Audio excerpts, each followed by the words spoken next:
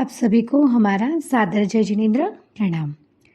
जंगल में मस्ती से घूमने वाला मैं हाथी, जंगल में आग लगी तो अभी ये आग तो बार बार लगती रहती है, मुझे उसका कुछ तो सॉल्यूशन ढूंढना ही पड़ेगा। आग हमेशा लकड़ी और घास में लगती है, कंकर और धूल में तो आग कभी लगती ही नहीं है। आप सब तो लगता होगा कि हाथी में इतनी अक्ल। अरे तो क्या आप लोग में ही अक्ल होती है क्या? हम में अक्ल नहीं होती है? आपको पता है, फिर तो मैंने एक बहुत बड़ा सर्कल बनाया ऐसी जगह पे जहाँ ना घास है ना लकड़ियाँ है। अगर कभी भी आग लगे तो वो सर्कल में जाके हम बैठ जाए उसके लिए। वैसे ही मैंने एक पूरा सर्कल बनाया और जोगम जोग ऐसा ही हुआ। एक बार है ना, जंगल में बहुत बड़ी आग लग गई, पूरा जंगल जल गया। पर मैंने जो मांडला जो सर्कल बनाया था ना, वहाँ पर सब पशु और आ गए और पूरा मांडला भर गया। पूरा जो मेरा सर्कल इतना बड़ा मैंने बनाया था ना, सब पशु सब सब लोग उधर आ गए जंगल में आग से बचकर।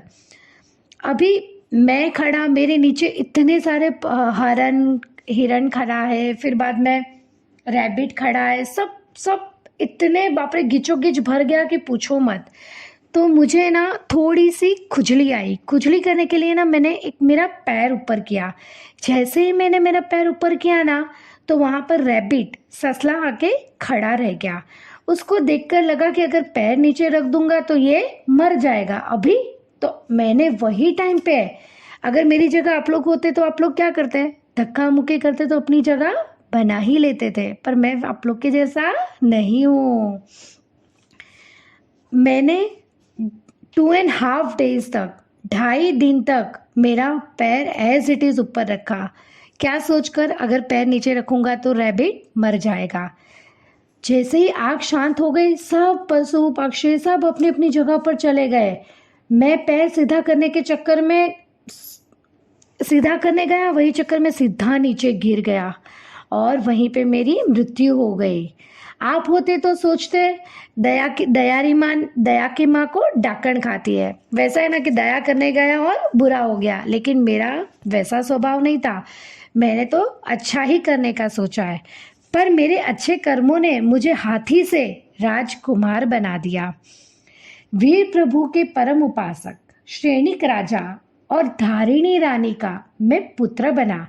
जहाँ श्रेणिक राजा के रोम रोम में वीर प्रभु का गुंजन चलता है, वो सोने के 108 जौ से रोज वीर प्रभु का साथिया करते हैं। जहाँ पे वीर प्रभु की देशना चलती है ना, वहाँ पे उनका वही दिशा में वो साथिया करते थे। फिर मेरी भी इच्छा हो गई। मेरे पिताजी अगर इतने धार्मिक थे तो सोचो, मेरी तो इच्छा दीक्षा लेने की हो गई। मैंने माता को बोला कि मुझे तो दीक्षा लेनी है। आप सोचो, कहाँ हाथी, कहाँ राजकुमार और कहाँ मैं जैन मुनि बनने जा रहा हूँ। मेरे ही कर्मों का फल है। मेरी माता ने थोड़ा मुझे समझाया, पर मेरी जिद की वजह से मेरी माता ने मुझे दीक्षा दे दी और वीर प्रभु के चरणों में मैंने दीक्षा ले ली। दीक्षा की पहली रात को ही मुझे लगा, यार मैंने दीक्षा क्यों ले ली? मैं सबसे छोटा दीक्षार्थी। रूल्स तो आप लोग सबको पता ही है कि भले ही मुझसे मतलब एज में छोटा होता है और वो दीक्षा ले ले तो वो अपना गुरु हो जाता है। वैसे ही भले ही मैं बड़ा था, पर मैंने सबसे लास्ट में दीक्षा ली तो मैं सबसे छोटा दीक्षार्थी। अभी मुझे मेरे सब गुरुओं की भी बात माननी है और उन्हें वंदन भी करना है। मैं सबसे छोटा, तो मुझे है ना दरवाजे के पास सबसे लास्ट में सोना पड़ा।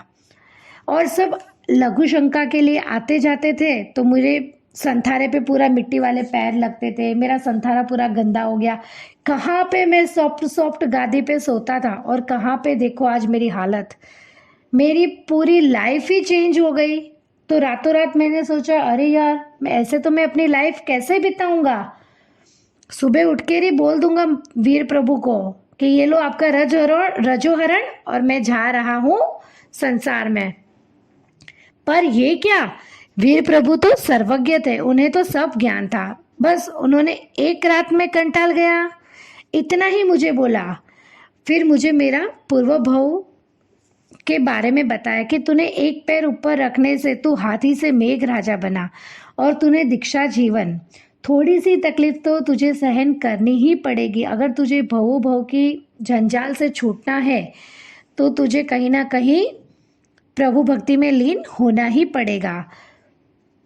और जैसे ही मुझे पूर्व भव मेरा याद आया, मैंने समता और मौन से दीक्षा जीवन बिताने का सोच ही लिया। फिर मैं अपना पूरा दिन अपनी मस्त दीक्षा जीवन में जीने लगा। फिर मैंने दीक्षा जीवन में सांसारिक जीवन जीने का कभी भी नहीं सोचा। वहाँ से काल धर्म होकर अनुत्तर विमान का मैं देव बना। दूसरों को सुख देने की वजह से धर्म का जन्म होता है। क्या? दूसरों को सुख देने की वजह से धर्म का जन्म होता है। हाथी और रेबिट को बचाने का विचार, मेघराजा, क्षणिक और धारिणिका में पुत्र, दीक्षा में वीर प्रभु के जैसा गुरु मिला, गुरु भी और सारथी भी। आपको पता है, पर्युषण में कल्पसूत्र के प्रथम व्याख्यान में धम्म सारहेणम उस पद की व्याख्या में मेरा एग्जाम्पल दिया जाता है। अगर जिन आज्ञा विरुद्ध कुछ बोला गया हो तो मिच्छामि दुक्कडम।